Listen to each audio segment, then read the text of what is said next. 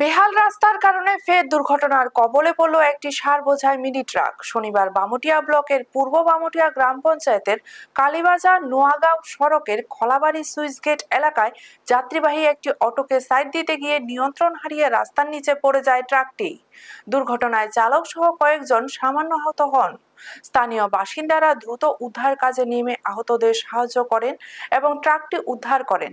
স্থানীয়দের অভিযোগ, দীর্ঘদিন ধরে রাস্তার বেহাল অবস্থার কারণে এলাকায় প্রায়ই দুর্ঘটনা ঘটছে।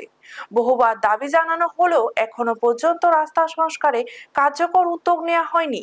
দুর্ঘটনার পর ফের দ্রুত রাস্তা মেরামতের দাবি তুলছেন এলাকাবাসী। ব্যুরো রিপোর্ট, নিউজ তৎকাল 24। আমি তো ড্রাইভার না ভাই। হ্যাঁ, ড্রাইভারটা আচ্ছা, মানে তুমি কি দেখছো? আমি মধ্যপর্ণাতে আসলাম। হ্যাঁ, আমার লগে ওই দাদা বসলো চেসমেন্ট ফাইন্যান্সের সাইডে। তো এর এদিকে একটা কুকুর আছে, কুকুরটা সাইড থেকে সেরা মানে তোমরা কেউ ব্যথা ট্যাথা পাইছে না তো?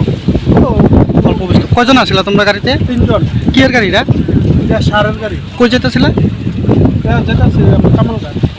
ঠিক আছে। আপনারা দেখছেন নিউজ তৎকাল 24।